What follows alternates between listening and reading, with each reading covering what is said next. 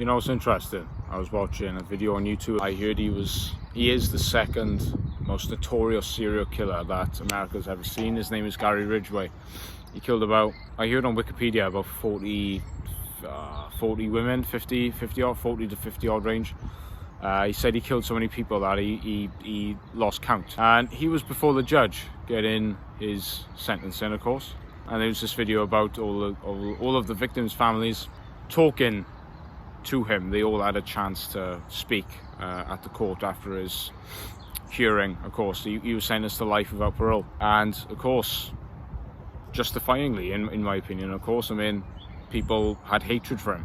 People mocked him, wished him hell. And there was this one gentleman, I forgot what his full name was. I think his first name was Rob or something, Rob Mueller, I think.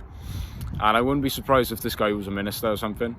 But he looked in the face of a man that had murdered his daughter, because obviously he would have been there because he was one of the victims' family members.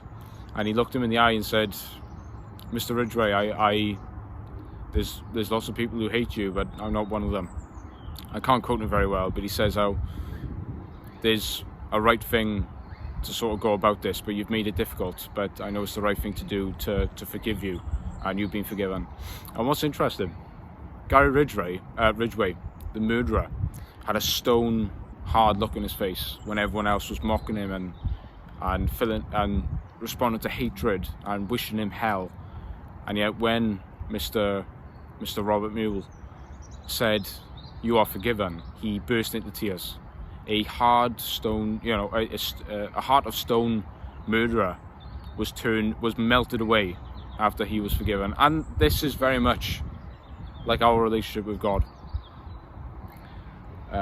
Saint Isaac the Syrian, I wish I could sort of quote saints better, but he talks about how our sin is like a handful of sand thrown into the ocean of God's mind. Basically, God has got more grace than we have sins, so we should be happy about that.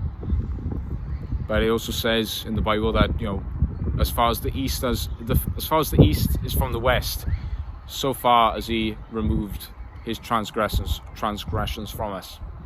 And that's really the work that Christ came to do, to set the captive free. We can inherit God's righteousness at Christ's expense. That's what Christianity is all about. It's hard for me to articulate it at times, because in our fallen state of sin and depravity, it's sort of hard to sort of conceptualize how could someone love us this much.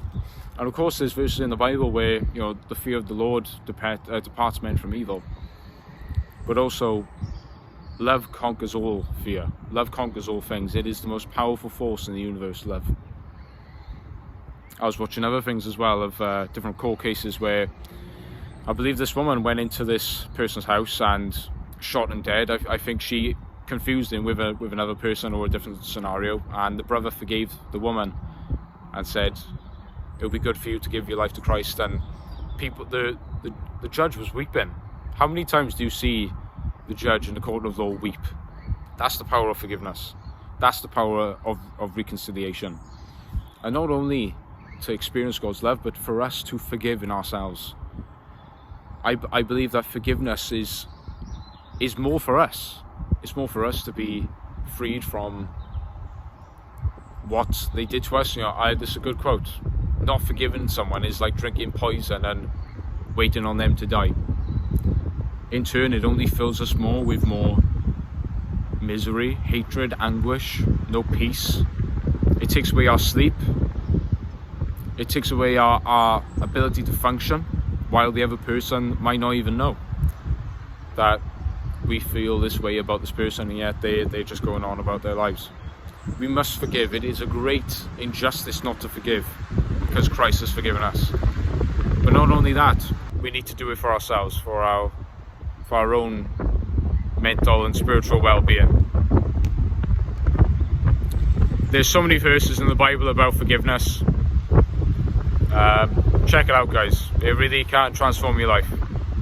And it's something I'm experiencing right now. So guys, God bless, and see you guys all in the next one.